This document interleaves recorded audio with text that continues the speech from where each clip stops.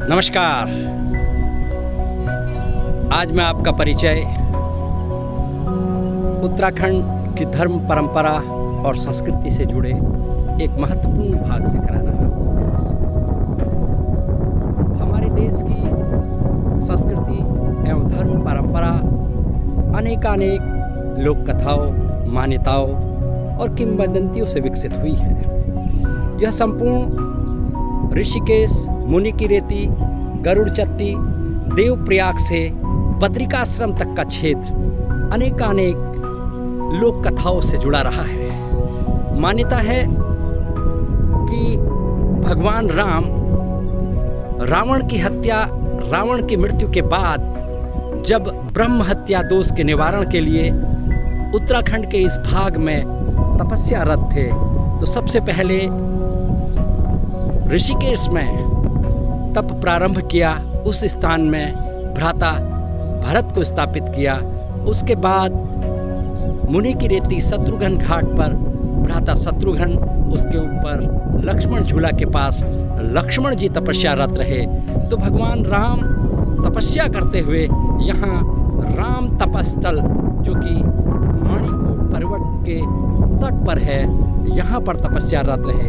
अपने चारों शिष्यों का मार्गदर्शन यहाँ से 8-10 किलोमीटर की दूरी पर स्थित वशिष्ठ गुफा से वशिष्ठ मुनि कर रहे थे। लेकिन इस स्थान पर गंगा का बहुत तीव्र शोर था, जिससे भगवान रामचंद्र जी की तपस्या बाधित हो रही थी। भगवान ने इस स्थान से उठकर अन्यत्र तपस्या का जैसे ही विचार बनाया, तो माँ गंगा प्रकट हुई और भगवान रामचंद्र जी की चरण वंदना करते हुए भगवान से इस स्थान को नहीं छोड़कर जाने का आग्रह किया और कहा, हे प्रभु, आपके इस स्थान पर विराजमान होने से मेरा शुद्धिकरण बढ़ेगा, मेरा महत्व बढ़ेगा, इसलिए आप इसी स्थान पर अपनी तपस्या करें और मैं इस स्थान से पर पूरी तरह शांत हो जाऊंगी।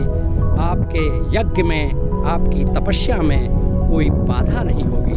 तब से गरुड़ चट्टी से आधा किलोमीटर तक का जो क्षेत्र है, जिसे राम तपस्थल अथवा ब्रह्मपुरी के नाम से भी जानते हैं, यहाँ पर गंगा पूरे वेग को छोड़ देती है, शांत होकर बहती है। यह एक अद्भुत घटना है।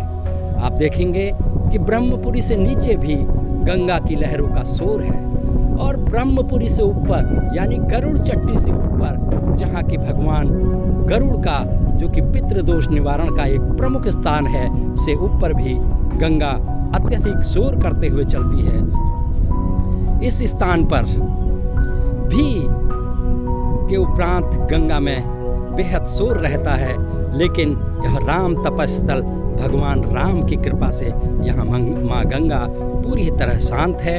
यह राम तप की गुफा है। मान्यता है कि इसी गुफा के अंदर रहकर भगवान रामचंद्र तपस्यारत थे।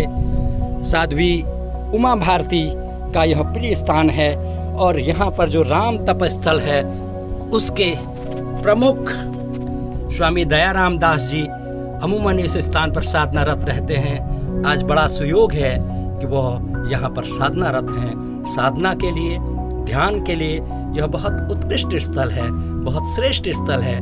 जब कभी आप इस क्षेत्र में भ्रमण करें तो गंगा के इस पावन तट पर स्नान कर, ध्यान कर यह पुण्य अवश्य प्राप्त करें। गंगा के इस तट पर स्नान करने के बाद, ध्यान करने के बाद, सामने जो मणिकूट पर्वत है, मणिकूट पर्वत जो कि संपन्नता का, अनेकानेक रत्नों का प्रतीक है, उसकी भी कृपा आप पर रहेगी। आपका दिन शुभ हो।